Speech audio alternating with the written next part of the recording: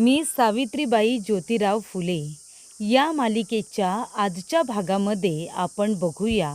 इथे सावित्री जात असताना आता ज्योतीच्या खांद्यावरती जे काही उपरण असतं ते खाली पडलेलं असतं, त्याला तुडवलेलं असतं. ज्योती इतके छान दिसत असतात, त्या रुबाबदार कपड्यांमध्ये ते रुबाबदारच दिसत असतात. पण इथे आता ब्राह्मणांना ते काही बघवलं नाही आणि त्यांनी त्यांचे कपडे इथे आता मातीमध्ये खराब करून टाकले. तेव्हा त्यांचं उपरण हातामध्ये पकडून सावित्री रडत असतात आणि तेव्हा त्यांना आठवतं, ज्योती म्हणालेले असतात की मी त्या लग्नाला जर गेलो आणि कुणाला शिवाछूत झाली, कुणाला बाट लागला तर, आणि तसंच झालेलं असतं. ज्योतीला इथे लग्नाच्या वरातीमध्ये इथे ब्राह्मणांनी बेदम मारलेले असते. तेव्हा प्रेक्षकांनो, सावित्री रडत असताना इथे आता गंगाधर शास्त्री त्यांच्या बाल्कनीमध्ये उभे असतात आणि ते म्हणत असतात, ए शूद्र मुली. तेव्हा सावित्री मागे वळून बघते. तेव्हा गंगाधर शास्त्री म्हणत असतात की याच ठिकाणी याच मातीमध्ये गुलाल उधळला होता ना 7वी पास झाला तेव्हा, आणि आता याच मातीमध्ये त्याला नेस्ता नाबूद करून टाकला. कारण तिथेच आणि त्याच ठिकाणी ज्योतीला मारण्यात आलेलं असतं. तेव्हा गंगाधर शास्त्री म्हणत असतात, अगं आमची ब्राह्मणांची बरोबरी करायला जातोय का तो माळ्याचा पोरगा? 7वी इंग्रजी पास झाला म्हणून काय झालं? जातीवंत तर झाला नाही ना. मलमलीत कपडे घातले, रुबाबदार दिसण्याचा प्रयत्न केला म्हणून तो आमच्या पंक्तीला येऊन बसणार का? ते कधीही शक्य होणार नाही. हे असे उपरण खांद्यावरती घेऊन फिरण्याची तुमची लायकी तरी आहे का? अरे तुम्ही तर आहे ना, लंगोट लावण्याच्या सुद्धा लायकीचे नाही. तुम्ही खांद्यावरती उपरण घेऊन फिराल ही, कारण बाजारात ते सगळीकडे मिळतात. अरे पण ते उपरण खांद्यावरती घेण्या इतपत तुमचा खांदा जातीवंत असायला तर पाहिजे ना, असं गंगाधर शास्त्री सावित्रीला म्हणतात. तेव्हा सावित्रीच्या डोळ्यातून इथे आता अश्रूंच्या धारा लागलेल्या असतात. आपल्या नवऱ्याचा झालेला अपमान तिला अजिबातच सहन होत नाही. आणि तेव्हा प्रेक्षकांनो, इथे आता राजाराम दादा म्हणत असतात की सावित्री चल, आपण आता ज्योतीला शोधूया. ज्योती आपला नक्की सापडेल, मला विश्वास आहे. आणि त्यानंतर प्रेक्षकांनो, ज्योतीला शोधून आता सावित्री आणि राजाराम दादा घरी आलेले असतात, पण त्यांचा काही पत्ता लागत नाही. तेव्हा इथे लगेच सावित्री म्हणते की दादा, आपण लहूजी वस्ताद यांच्या तालमीत जाऊन बघूया का? तर लहूजी वस्ताद इथे नाही आहेत, ते बाहेर गेलेले आहेत. तेव्हा इथे आता रखमा आणि राणोजी म्हणत असतात, अरे पण आता ज्योती गेला कुठे असेल? अहो जा, ज्योत्याला जिथे असेल तिथून शोधून आणा.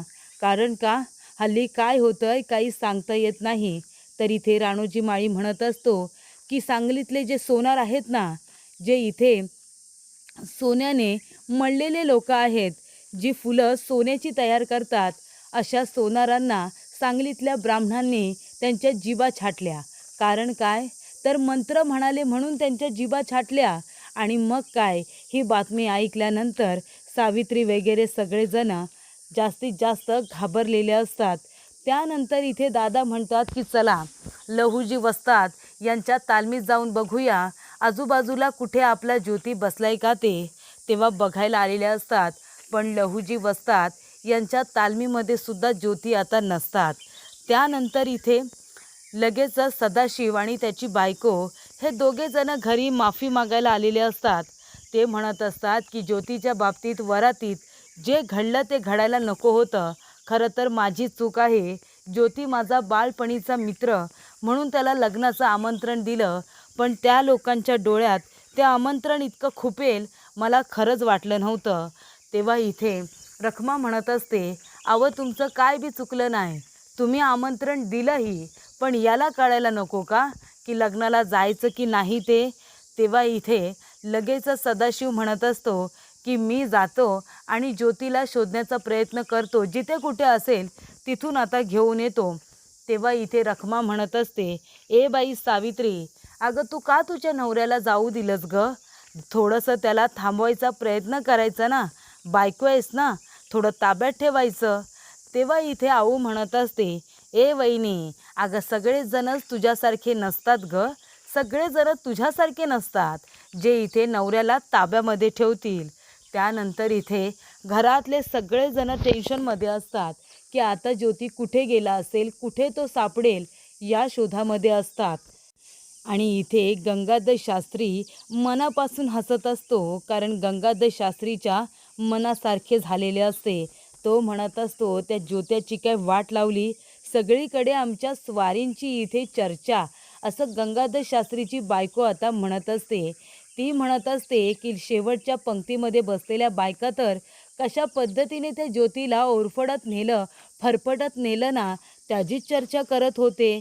तेव्हा इथे गंगाधर शास्त्री म्हणतात की आपल्या ब्राह्मणांच्या लग्नामध्ये येण्याची त्यांची एवढी हिंमत. आणि तेव्हा प्रेक्षकांनो, गंगाधर शास्त्री हे सुद्धा म्हणत असतात की सांगलीमध्ये ते सोनार होते, मंत्र म्हटलं म्हणून आपल्या ब्राह्मणांनी त्यांच्या जिभा कापल्या, त्याची सुद्धा चर्चा आहे. ब्राह्मणांचा मान उंचवलेला आहे, असंच वागायला हवं या शूद्र माळ्या आणि कुणब्यांबरोबर, असं ते म्हणत असतात. आणि त्यानंतर इथे आता पुन्हा सगळेजण घरी आलेले असतात, पण ज्योती काही घरी आलेला नसतो.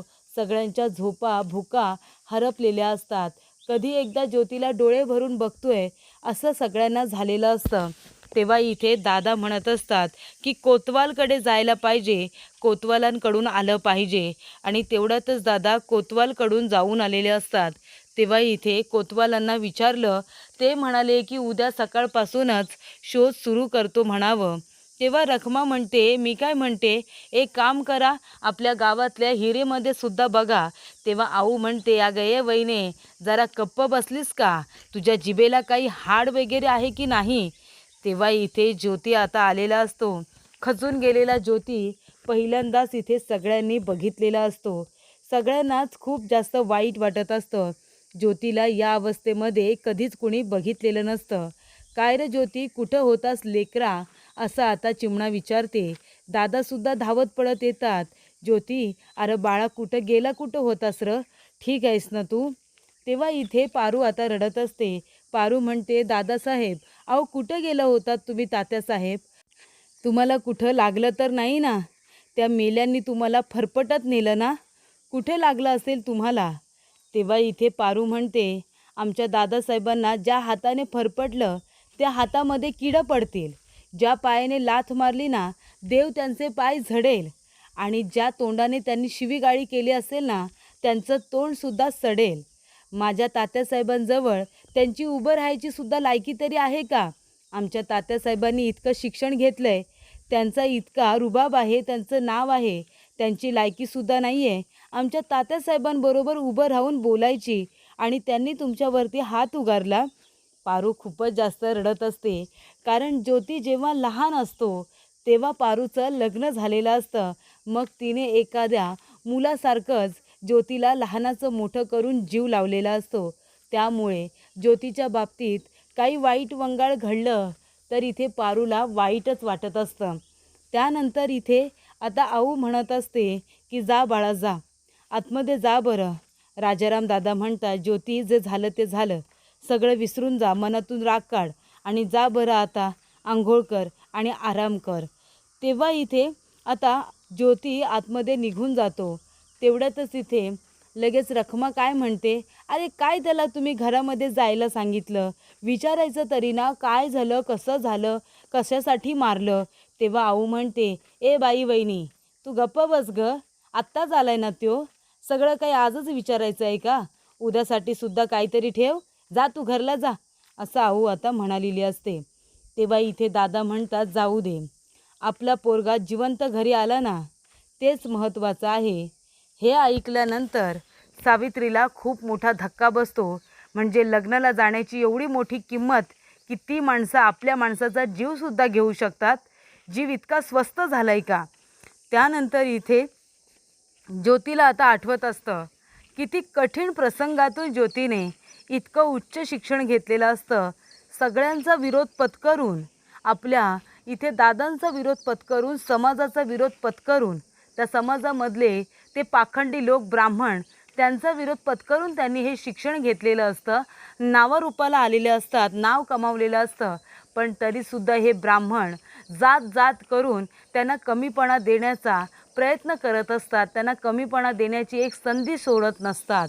आणि तेव्हा प्रेक्षकांनो, इथे आता ज्योती टेन्शनमध्ये असल्यामुळे डोक्यावरची पगडी घेतात आणि खाली फेकून देतात. म्हणतात, काय उपयोग झाला? इतका अभ्यास केला, इतकं शिकलो, इतके ग्रंथ वाचले, इतका अभ्यास केला, याचा काय उपयोग झाला? सगळं मातीमोल झालं. तेव्हा सावित्री धावत येते आणि म्हणते, काय व काय झालं? असं का करताय तुम्ही? आणि हे काय? तुम्ही जे काही घडलं त्याच्यानंतर घरला यायचं होतं ना, असे कुठे निघून गेलात? तुम्हाला माहिती आहे सगळेजण किती टेन्शनमध्ये होते. दादा, आऊ रस्त्याला डोळे लावून बसले होते आणि आपल्या आई, त्यांची तर कंबर खचून गेली होती. आणि पारू, अक्कासाहेब, अहो त्या तर रडून रडून त्यांनी डोळे सुजवून घेतलेत. मग आता एवढ्या सगळ्या माणसांचा जीव आहे तुमच्यावरती, प्रेम आहे तुमच्यावरती, आणि तुम्ही त्यांचा विचार न करता कुठेतरी अचानकपणे निघून गेलात. हे योग्य आहे का? तेव्हा ज्योती म्हणतो, सावित्री, घरी येऊन काय करू सांग ना.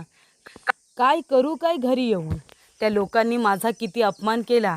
तू माझ्यासाठी इतके चांगले कपडे खरेदी केलेस, पण अगं जातीमुळे कुणाला माझं शिक्षण आणि माझे कपडे दिसलेच नाही ग. दिसली ती फक्त जात.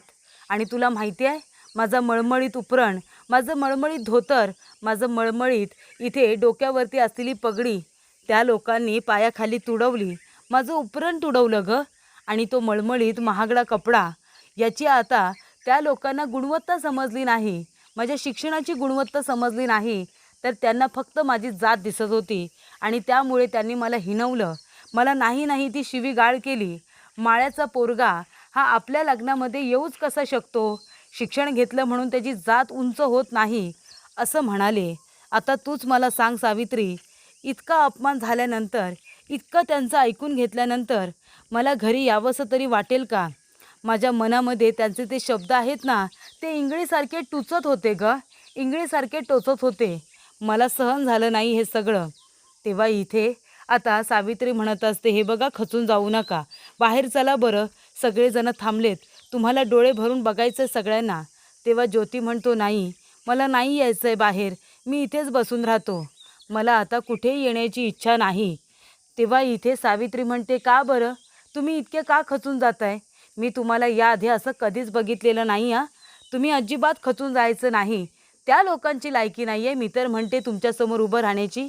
तुमच्या एवढे कुणीतरी तिथे शिकलेले तरी आहेत का? कुणीही शिकलं नाही आहे तुमच्यासारखं पुण्यामध्ये. मग त्यांची लायकी आहे तुमच्यासमोर उभं राहून बोलण्याची? असं सावित्री आता ज्योतीला म्हणत असते आणि त्याला समजावत असते.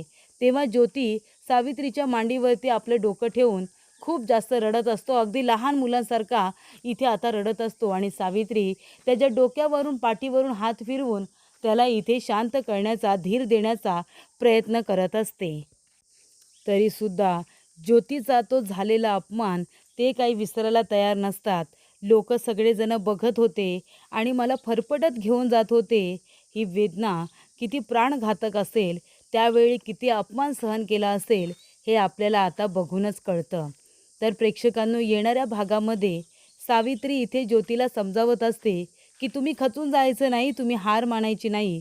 तेव्हा ज्योती म्हणतो की आता तर त्या सगळ्यांच्या नावाने मी अंघोळच करणार आहे, आता त्या सगळ्यांना मी सडेतोड उत्तर देणार आहे. असं ठरवत त्यांनी इथे भांड्यामध्ये असलेलं पाणी सगळंच्या सगळं आपल्या अंगावरती ओतून घेतलेलं असतं. आणि तेव्हा इथे गंगाधर शास्त्री आता अंघोळ करत असतात आणि त्यामुळे ते पुन्हा इथे सदाशिवला काहीतरी अडचण निर्माण करत असतात.